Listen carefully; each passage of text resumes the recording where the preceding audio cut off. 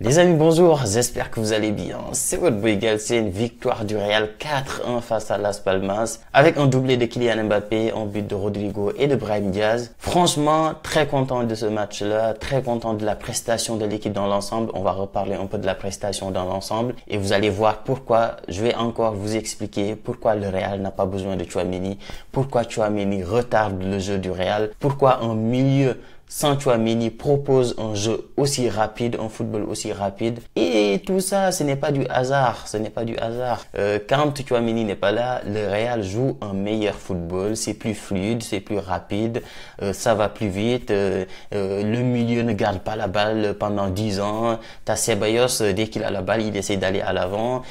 Brahim, quand il a la balle, il essaie d'aller à l'avant. Valverde, quand il a la balle, il essaie d'aller à l'avant. Ce qui est tout le contraire de Tchouaméni, qui lui, quand il a la balle, il est là, il tourne pendant 10 ans avant de donner. C'est lent, c'est long. Enfin bref, on va pas parler de Tchouaméni, il a pas joué le match, etc. Mais belle victoire. Je suis quand même un peu déçu. Franchement, je suis content. Jusqu'à la mi-temps, j'étais extrêmement content. Et après la deuxième mi-temps, j'ai un peu baissé parce que j'espérais quand même un triplé de Kylian Mbappé parce qu'il a mis son doublé en première mi-temps. Il a même mis un triplé. Malheureusement, le troisième but, il y avait hors-jeu. Et derrière, pendant une mi-temps, avec le carton rouge et tout, je me dis que, bah voilà, c'est quand même le moment. Voilà, c'était le jour où il fallait mettre ce triplé-là et enfin qu'on puisse dire Kylian Mbappé est là. Le retour à 100%, le retour même à 200%, il est là, c'est fini.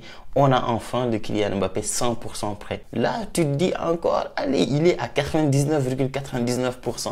Il reste encore un tout petit... Enfin, il reste rien, franchement. Et les gars, tous ceux qui ont douté de Kylian Mbappé là, venez vous excuser, venez demander pardon parce que franchement, Kylian Mbappé, on a tous douté de lui. Franchement, on va pas se mentir. Tout le monde, peut-être pas douter de ses capacités, douter du joueur, du grand joueur qu'il est, mais on a tous douté de est-ce que c'est le joueur qu'il faut au Real, est-ce que il va s'adapter, est-ce que ça va le faire, est-ce que c'est vraiment l'équipe qu'il lui faut, etc.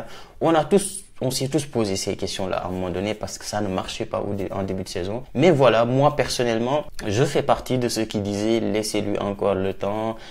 Je sais pas combien de temps ça va prendre, mais à un moment donné même, j'ai dit peut-être qu'il faut qu'il repasse par le banc et ensuite qu'il revienne. On a tous eu des remarques comme ça. Il y a personne qui est capable aujourd'hui de dire qu'il a jamais eu un mot, on va dire un peu pas méchant, mais en tout cas voilà, qui dit que voilà Kylian Mbappé n'est pas en forme, etc. On a tous dit à un moment donné. Donc on est tous contents qu'il revienne enfin à 100%, qu'il prenne des initiatives de parfois frapper, dribbler, faire des tirs de première intention, faire ce qu'il veut en fait, jouer son football. Voilà, on est content qu'il revienne enfin en forme. Comme je l'ai dit, moi dans ce match-là, je suis juste un peu déçu parce que franchement j'aurais bien aimé quand même qu'il mette son triplé. Ça aurait fait énormément de bien. Et moi, ce qui me dérange un peu avec le Real, c'est que c'est une équipe, dès qu'on gagne avec 3 buts d'écart, par exemple un 3-0, 4-1, 5-2, etc. Dès qu'on met 3 buts d'écart, le match est fini. Genre, les joueurs, ils commencent à faire n'importe quoi.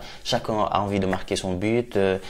Chaque joueur veut marquer. Du coup, il n'y a plus de combinaison. Il n'y a plus de jeu. Chacun veut marquer, en fait. C'est, j'ai la balle, je te donne, tu me remets tout de suite.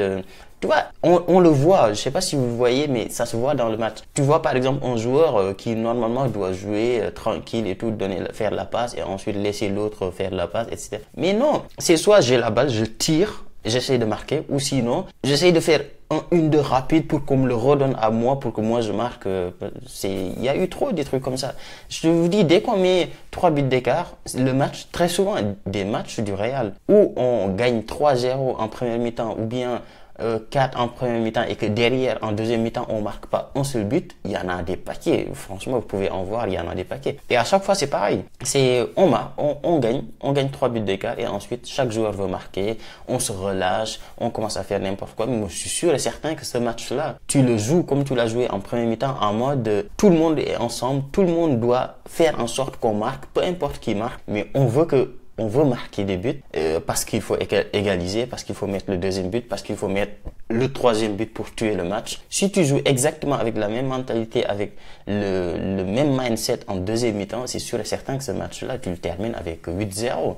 Enfin 8-0, 8-1. Donc c'est dommage, je suis juste un peu déçu par ça, par le fait que derrière, voilà, ça commence plus à jouer, chacun veut marquer son but. Mais bon, voilà, on va pas non plus se plaindre sur tous les débriefs parce qu'on a quand même gagné 4-1. Et belle victoire, donc doublé de Mbappé, derrière Rodrigo qui met son but, Brahim Diaz, bon, qui a raté quand même une très grosse occasion en premier mi-temps, mais qui a réussi à se rattraper sur son but. Donc ça fait plaisir. Et derrière, malheureusement pour Bellingham qui avait marqué mais hors jeu, et derrière encore belle frappe encore une fois de Valverde, mais encore hors jeu. Donc voilà, on a marqué 4 buts, on a marqué 7 buts au total et les 3 étaient hors jeu. Donc le match devait se terminer en 7-1. Au final, c'est 4-1. Moi je suis pas totalement d'accord avec le but de Mbappé qui a été annulé. Je suis pas totalement d'accord. Franchement, le gars, je sais pas moi, il a mis sa tête quand même, il l'a pas gêné, il l'a laissé. Certes,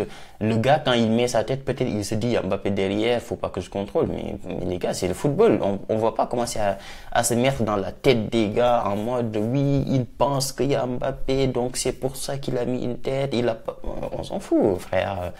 Ça me dérange parce qu'avant, il y a quelques années, le foot, t'avais des joueurs qui étaient hors jeu même exprès, en mode ils sont hors jeu et ensuite tout de suite ils reviennent, mais c'est pour tromper le défenseur. Je vois pas de problème avec ça, mais bon bref, ça fait chier, ça fait totalement chier, mais bon, j'aurais aimé que Kylian Mbappé mette son triplé dans ce match, voire même plus, parce que là s'il avait mis le triplé en première mi-temps, ça se trouve en deuxième mi-temps tu reviens, il remet encore un autre, ça fait un quadruplé et franchement ça aurait lancé totalement la machine. Donc moi ça m'a un peu dégoûté, mais bon c'est pas grave, on va pas se plaindre, quand même c'est une belle victoire du Real. On prend la première place, on l'a pas dit depuis le début du débrief, on prend quand même la première place et on met 7 points sur le Barça. 7 points c'est pas mal, et on a je crois 2 points d'écart ou 3 points d'écart avec l'Atlético de Madrid. Donc là ça fait du bien, avant la Ligue des Champions, franchement ça donne un peu de confiance à l'équipe. Maintenant la vraie question qu'on va se poser, surtout qu'Ancelotti va se poser, c'est maintenant comment je vais jouer, parce que j'ai l'impression qu'Ancelotti il apprend jamais des matchs. C'est en gros, tu vois, ce match là il va tout prendre, il va mettre dans la poubelle et demain il va remettre une autre équipe. Il va remettre son équipe comme avant, il va remettre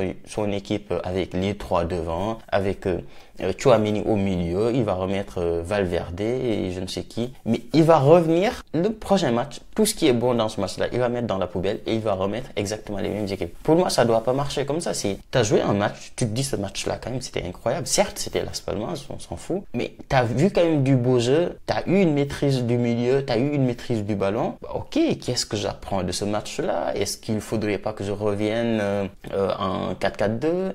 Est-ce qu'il ne faudrait pas redonner sa chance à Rodrigo à droite, à gauche pardon, j'en sais rien, mais en tout cas il faut apprendre des matchs et ensuite voir qu'est-ce que tu peux améliorer pour le match suivant. Mais j'ai l'impression que Ancelotti c'est pas dans son truc. Lui il a son 11 type et après s'il y a des blessés il essaye de compléter, mais par contre dès que les titulaires reviennent, bah il remet son équipe entière et voilà, on passe à autre chose. Il fait pas comme Flick. Regardez Flick actuellement, Frenkie de Jong il joue pas au Barça. Pourtant Frenkie de Jong c'est un taulier, mais c'est Casado qui est titulaire. Pour moi c'est ça. Il y a des jeunes qui reviennent, qui montrent qu'ils sont bons, bah tu les laisses jouer, c'est comme ça. Donc ça fait plaisir aussi le retour d'Alaba qui revient après 1 an de blessure, ça fait du bien de le revoir. Donc voilà, les gars, maintenant place à la Ligue des Champions et il faudra qu'on essaye d'aller chercher les 8 premières places pour se qualifier directement sans pour autant passer par les barrages. Donc voilà les gars pour cette vidéo, dites-moi ce que vous avez pensé du match et nous on se dit à très vite pour une nouvelle vidéo. Ciao.